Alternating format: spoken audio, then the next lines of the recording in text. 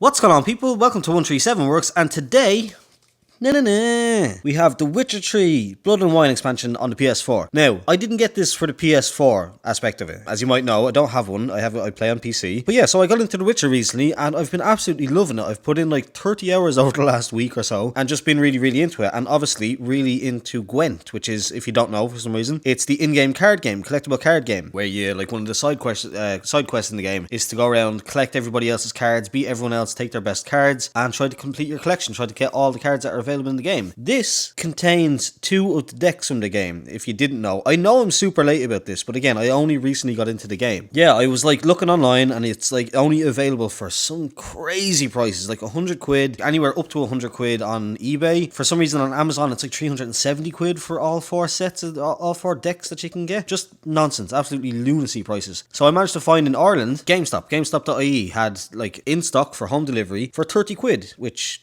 you know, I don't need the code off it, but I guess I can sell that. I guess actually I'll say that if there's anybody watching the video that has a PS4, has The Witcher 3, but needs the Blood and Wine expansion pack, I'm totally willing to trade, because I don't actually own the expansion on the PC either. So I'm totally willing to trade up, or like to do a straight up swap or trade or sell the code to anybody that may want it. Because again, as I said, I don't need it, and yeah, I would just like to at least get something back, if not like go all the way and be able to get myself the Blood and Wine expansion for the PC. And then somebody else, obviously, if they want, can have the PS4 code for themselves. But anyway, why am I showing you this? As I said, this contains the cards from the game. This is all I wanted. I just wanted the cards, like, because I'm building a little kind of nerd corner in my room. It's going to have, like, my, like, little bits of Lego and cards and stuff like that. And figures and, what have I got? Like, figures and Lego and figures and, yeah, just kind of a little nerd corner. So, I seen that these were available. I seen that they were cheaper on the GameStop.ie website. And I was just like, yeah, I should get this. So, here you go. Slide off the top. And voila. So obviously that's the game code itself on the top there. So again, anybody that wants to do a swap, wants to buy me the expansion on Steam and you can have this, go ahead. I'm obviously just going to take it away and put it down. So the next thing we get is the Gwent game guide. So this is basically, if I just open it up, take it apart, just some generic PlayStation stuff. This is the game guide. This is the Gwent game guide. Yeah, basically this is just the rules to the game, how you play it. Obviously, if you play The Witcher 3, you probably know how it works. So, because it is basically the same in real life. So, what do you get inside the box then? Ah, this is what I've been waiting for. This is really cool. Whoa. So yeah, you've got Nilfgaardian Empire and the Northern Realms. I believe that's right. Sets of cards. So if I just... yeah, so there you go. I will open these as well in a second. I'm just going to take them out for real quick. And there we go. And they are in English. If you go on eBay, you can buy these things for like 15 quid plus shipping, whatever that may be. But they're the Polish versions. And obviously that's why they're in such high demand. So that's what's left in the box then. That's why they're in such high demand. Is that they are, yeah, they're English. So like obviously you can read what the cards say. Now, if you're just looking for the set and you want it just as a collector's thing that you'd never actually use or open, I guess getting the Polish thing for 15 quid is fine. But just for me, I wanted to actually be able to look through the cards and maybe even play. I joked with my girlfriend about teaching her how to play. So yeah, that's cool. That's the little counter set.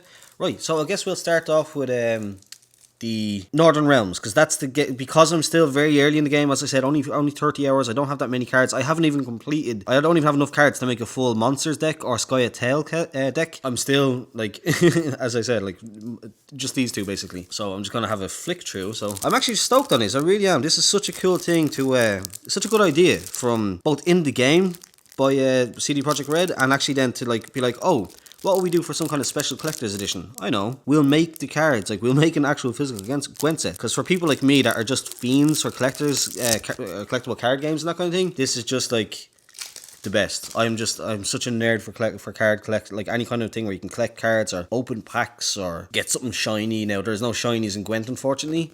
But, yeah, it's really cool. Catapult, Cirilla, Siri, Clear Weather. It's so weird. After so many hours of playing this game, like in like playing it in the game, to actually be looking at physical copies of like Commander's Horn, which is crucial. Like Crinfrid, Reaver's Dragon Hunter, Dandelion, good old Dandelion, Decoy. Only recently realized how useful Decoy can be. I was always like, I never put it into my decks because I was like, oh, what would that be useful for? Why would I just want to like take back a card? Then I realized the whole idea of if they play a spy, you can count it. You can just take that spy back and then use it yourself, which is very, very important when it comes to having a lot of cards, particularly in the second and third rounds, depending on how your game pans out. Geralt of Rivia. Awesome. Impenetrable Fog. Cadwenny Siege Expert. Cadwenny Speed Expert. Kira Metz. She was cool in the story. Philip, poor fucking infantry. It's a useful card at the very early stages, just for getting, like, when you're really just early starting off, like, having that, like, kind of instantly go to, what do you think, 4 is it? Becomes a 4 credit. Or 4 point card. Or pair of cards, I guess, technically, since they both go up to 2. Redanian Foot Soldier, Sabrina Glesvig, Scorch. Scorch is very useful as well. Sorry, I'm holding them so low, I realise that, but, like, if you could see the way I was trying to record this, you'd understand. Yeah, so speaking of spies, Sigismund Disgra? Terrible with names, my apologies. Torrential Rain, I don't often find terribly useful. I don't know if I think it might be when I play as Nilfgaardian Empire, because I think one of the Nilfgaardian Empire guys can give you a Torrential Rain as well. Triss, very cool. Vernon Roche, Vesemir. Villain Treitenmert. I have that actually in the game. That's actually pretty useful. It has the Scorch for, I think it's for close combat. If they're above 10, if I'm not mistaken, you scorch them. Yarpen, Yennefer. Definitely, the Northern Realms is a really cool one as far as the actual game story characters go, because you've got Yennefer, Triss, Ciri, Cow, Geralt, obviously, Vesemir. A little counter, Northern Realms, unit card abilities, it shows you exactly what they do. And then we have Foltest, so yeah. Very cool. Very, very cool. They go back into the box for safekeeping, and we'll crack open the Nilfgaardian Empire. Now, once again, as I said, this is not new. This game has been out for over a year. This expansion has been out for like a year now, if not more. That's a very handy card. A 0 point spy, so you don't give them any advantage, and you get to get your 2 cards. It's actually insanely useful. Black Infantry Archer. Cyrilla again on Cyrilla on Nilfgaardian Empire. I'm not sure why that would be. Again, not too far into the story, so maybe I'll find out eventually. Same with Dandelion. I'm guessing this has to be something to do with, like, oh, they played both sides of both teams kind of during the war or whatever. Oh no, Geralt as well. Maybe just every faction gets a hero card. I thought they'd be faction specific hero cards, but apparently not. Leto of Goulet. His mission, actually, slight spoiler alert, if you come across him in the game, his mission is actually pretty good. It's pretty fun, and a kind of an interesting end to that quest. Morvan Voorhis. I haven't actually, other than when you first meet him in the game, I haven't actually seen him yet since in the 30 hours. So I'm interested to see how he turns out to be.